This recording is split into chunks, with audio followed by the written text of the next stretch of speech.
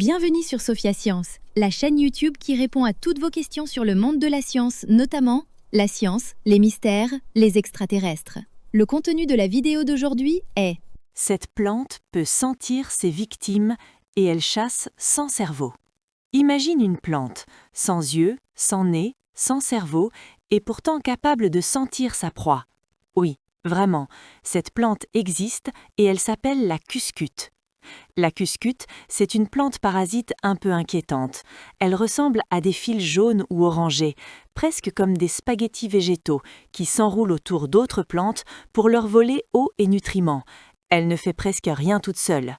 Pas de feuilles, très peu de chlorophylle, elle vit aux dépens des autres. Et ce qui fascine et inquiète les scientifiques, c'est sa façon de chasser. Car contrairement à ce qu'on a longtemps cru, la cuscute ne pousse pas au hasard en s'attaquant à la première plante venue. Non, elle choisit. Et pour choisir, elle se sert de l'odeur. Des chercheurs de l'Université de Pennsylvanie ont fait une expérience simple. Ils ont placé une jeune pousse de cuscute près d'un plant de tomates. Résultat, dans 80% des cas, la cuscute s'est dirigée droit vers la tomate, comme si elle l'avait reniflée. Encore plus étonnant, quand les chercheurs ont imprégné un simple morceau de caoutchouc avec une odeur de tomate, la cuscute a été attirée dans 73% des cas. Pas de feuilles, pas de racines, juste l'odeur. Autrement dit, pour la cuscute, ce n'est pas la forme qui compte, ni la couleur, ni l'humidité, c'est le parfum chimique dégagé par la plante. Mais ce n'est pas tout. La cuscute est aussi difficile.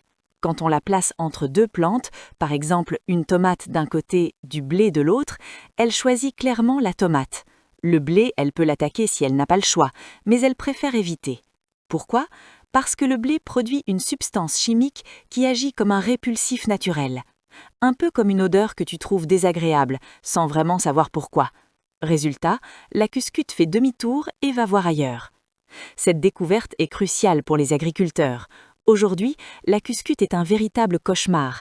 Elle envahit les cultures de tomates, de carottes, d'oignons, d'agrumes, de luzerne, même les fleurs. Et le problème, c'est que les produits chimiques utilisés pour la détruire abîment aussi les plantes cultivées. Mais si l'on arrive à identifier la molécule que le blé utilise pour la repousser, on pourrait peut-être aider d'autres plantes à se défendre, comme leur donner un parfum anti-cuscute. Comment la cuscute perçoit ces odeurs, le mystère reste entier. Elle n'a évidemment pas de nez, mais quand ses graines germent, la jeune plante se met à pousser dans plusieurs directions, un peu comme quelqu'un qui tourne la tête pour mieux entendre un son. Puis, lentement, elle s'oriente vers la direction où l'odeur est la plus forte et attaque. Et pour finir sur une note qui donne froid dans le dos, selon le département de l'agriculture des États-Unis, la cuscute fait partie des 10 plantes adventices les plus toxiques du monde. Une plante aveugle, sans nez, sans cerveau, mais capable de sentir, de choisir et de traquer ses victimes. La nature, parfois, est bien plus rusée qu'on ne l'imagine. Laissez vos questions dans les commentaires ci-dessous et Sophia Science fera de son mieux pour y répondre. Merci d'avoir regardé et à la prochaine!